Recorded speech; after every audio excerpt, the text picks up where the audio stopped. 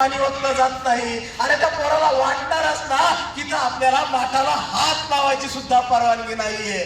पण त्या गुरुजीच्या एक गोष्ट लक्षात आली होती, बारक्या भिवानं दिलेलं उत्तर भूगोलाचं विज्ञानाचं उत्तर नव्हतं, तर बारक्या भिवानं तत्कालीन समाज व्यवस्थेच्या तोंडात सनसनीत चपराक मारलेली होती. हे गुरुजींना कळलं. हा इतिहास आम्ही ऐकला, बारक्या भिवानं काय सोसलं काय भोगलं हे आम्हाला कळलं. पण हा जगदीश ओळ गेली 15 वर्ष महाराष्ट्राच्या गावगाड्यातून फिरून वाड्या वस्तीवरून फिरून नव्या पिढीला नव्या भाषेत मोटिवेशनल बाबासाहेब सांगतो. आम्हाला याच्या पुढचे बाबासाहेब समजून घ्यावे लागतील, ते बाबासाहेब पोरांना सांगावे लागतील, इथल्या नव्या भारताला सांगावे लागतील. आम्हाला कळलं पाहिजे की आम्हाला वर्गाच्या बाहेर बसणारे, भाकरी खाणारे आणि वर्गाच्या बाहेर पाणी न मिळणारे बाबासाहेब सांगितले, आम्ही ते ऐकले. पण या पुढचे बाबासाहेब सांगताना आम्हाला आमच्या नव्या पिढीला बाबासाहेब सांगायचे की अरे जो मुलगा वयाच्या 8व्या वर्षी वर्गाच्या बाहेर बसून पाण्यासाठी ताटकळत उभा राहिला, भारतातल्या व्यवस्थेने त्याला पाणीही दिलं नाही, तोच मुलगा त्याच्या वयाच्या फक्त 22व्या वर्षी अमेरिकेच्या कोलंबिया विद्यापीठात गेला. That is motivation.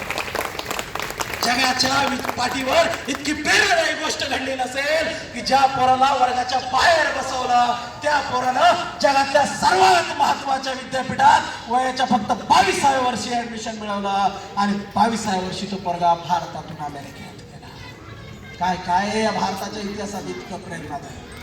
अरे भारताच्या इतिहासातलं हे सगळ्यात महत्वाचं, सगळ्यात प्रेरणादायी. भारताच्या शैक्षणिक इतिहासात असं उदाहरण सापडणार नाही की ज्या पोरानं आपल्याला खायला अन्न नाही, आपल्याला आपल्या घरात रुपया नाही, त्या काळात स्वप्न पाहिलं की मला भारताच्या बाहेर अमेरिकेत जायचंय. अरे ज्या काळात भारतातल्या व्यवस्थेनं मनवादाला सांगितलं होतं की समुद्रातून मंथन करून पलीकड झालं हे पाप आहे, तुम्ही जर समुद्र मंथन केलं तर तुम्ही बुडून मरचाल, तुमच्या पिढ्या बर्बाद होत्याल, त्या काळात आमचा बाप अमेरिकेला जायचं स्वप्न पाहतो आणि अमेरिका आणि लंडन मध्ये जाऊन शिकतो.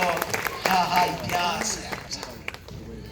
हे जेव्हा आम्ही अभिमानानं बोलतो तेव्हा मला एक इतिहास इथल्या नव्या पिढीला आवर्जून सांगावा वाटतो.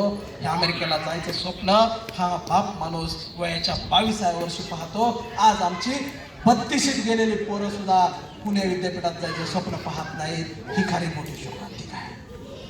ही खरी मोठी शोकांतिका आहे. ह्याच्या पलीकडं वयाच्या 40शीत गेलं तरी आम्हाला कधी परदेशी शिक्षणासाठी जाण्याचं स्वप्न पडलंय